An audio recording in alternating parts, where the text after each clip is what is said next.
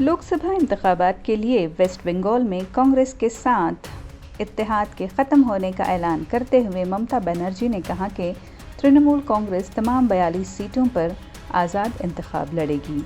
कांग्रेस की तरफ से नशिस्तों की तकसीम की तजावीज़ को मुस्तरद करने की वजह से 2 महीनों से चल रही ये कशमकश शिद्दत इख्तियार कर गई। रियासती कांग्रेस के सरबराह अधीर रंजन चौधरी की तनकीद ने कशीदगी को मज़ीद हवा दी है। बनर्जी ने कांग्रेस पर इल्ज़ाम लगाया कि वो उनके इत्तेहाद पर कोई फ़ैसला नहीं कर पा रहे हैं। नशिस्तों की तकसीम, ख़ास तौर पर अहम हलकों पर इख्तलाफ टूट फूट का बायस बना। राहुल गांधी की तस्कीन की कोशिश के बावजूद बनर्जी ने इंतखाबात के लिए अपनी पार्टी को खुद इन्हिसारी पर जोर दिया है।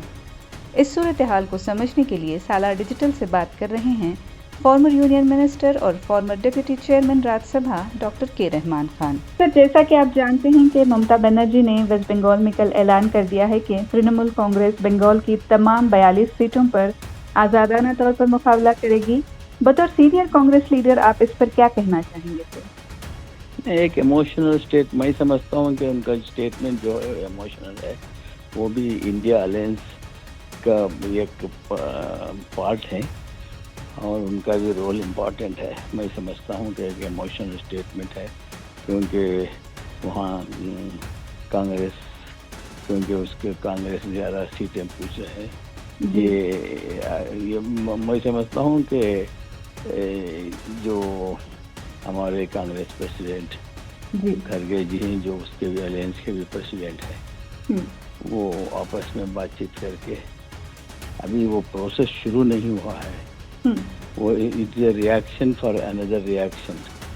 सो जो हमारे कांग्रेस के वेस्ट बंगाल के लीडर ने कहा कि हम इतने से चलते रहेंगे, उतने से चलते रहेंगे। जी हाँ सर, अधीर रंजन चौधरी ने ममता बनर्जी पर तनकीद करते हुए कहा था कि वो अपॉर्चुनिस्ट हैं, और उन्होंने तो यहाँ तक कह दिया था कि 2011 में कांग्रेस की ही मेहरबानी से ममता बनर्जी जो है इक़्तिदार में आई थी। नहीं, वो अधीर रंजन चौधरी और उनका पर्सनल वहाँ का है, वेस्ट बंगाल का जी।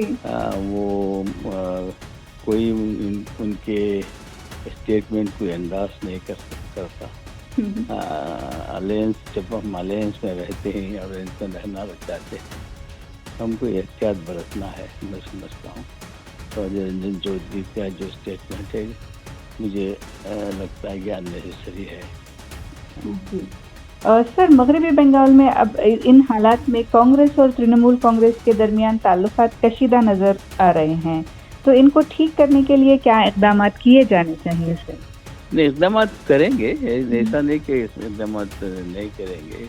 इंटरनल अभी बैठे नहीं, जो सीट शेयरिंग का प्रोसेस शुरू हुआ है, तो ये लाजिमी है, क्योंकि जब अलायंस होना ही एक दुश्वार था, तो अलायंस हुई है, तो सीट शेयरिंग में पार्टीज़ को एक पार्टी दूसरी पार्टी में कुर्बानी देना पड़ता है।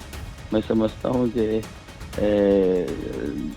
लोग जो अलायंस के जो भी पार्टीज़ हैं, वो जो वक्त की नज़ाकत को समझेंगे और मिलकर सीट शेयरिंग का मसला जो हल कर लेंगे।